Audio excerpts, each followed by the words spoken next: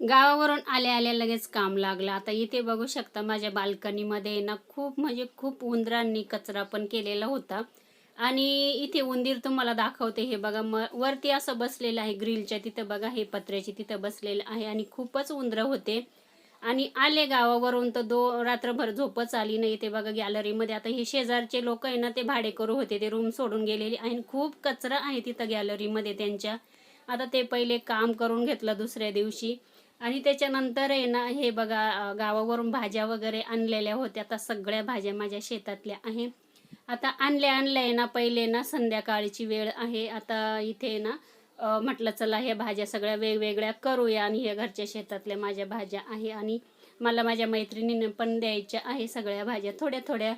आणि चला आता इथे बघा हे सगळ्या भाज्या मी ना सगळ्या वेगवेगळ्या केल्या, वेगवेगळ्या पिशव्यांमध्ये ठेवल्या कॅरी बॅगमध्ये. आणि त्याच्यानंतर फ्रीजमध्ये ठेवणार आहे, कारण का आता फ्रीज आहे ना बंद करून ठेवलेलं होतं मी. 15 दिवस आहे ना गावाला होती, त्याच्यामुळे मी गावाला गेली का फ्रीज बंदच करून जाते. आता इथे सगळ्या भाज्या म्हटलं पहिले व्यवस्थित अशा मोकळ्या करून घेऊ किंवा वेगवेगळ्या ठेवू, नंतर मी फ्रीज चालू करून फ्रीजमध्ये ठेवणार आहे, जेवढ्या बसतील तेवढ्या. त्याच्यानंतर आहे ना इथे बघा आता हा याला आहे ना दोडा म्हणतात आमच्याकडे. आणि हा आहे ना नागलीमध्ये वगैरे असे ना हे झाडं लावलेले असतात आणि त्याला ना खूप छान हा म्हणजे हे फळ येतं आणि हे उपवासाला पण खातात आणि खूपच सुंदर असं चवीला अप्रतिम.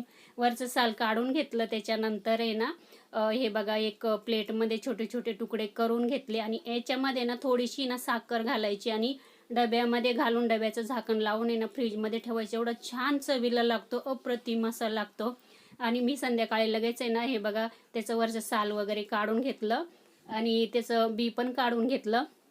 आणि लगेच आहे ना हे बघा छोटे छोटे तुकडे करून आहे ना मिक्स करून आहे ना, चला आता मी फ्रीजमध्ये ठेवणार आहे, नंतर आपल्याला खायचं. एवढं सुंदर लागतो हा दोडा. आणि हा दोडा माझ्या जावेना दिलेला आहे, ती माझी शेती करते ना, तिने दिलेला आहे. तिने ना दोडे लावलेले होते आणि गावाला पण तिने 2-3 आणून दिले. आणि त्याच्यानंतर आहे ना हे बघा पिकलेलं आहे दुसऱ्या दिवशी छान असं. म्हटलं चला आता त्याच्यानंतर दुसऱ्या दिवशी सकाळीच आहे ना हे बघा गावावरूनच अंडे वगैरे आणलेले होते आमच्याकडे ना.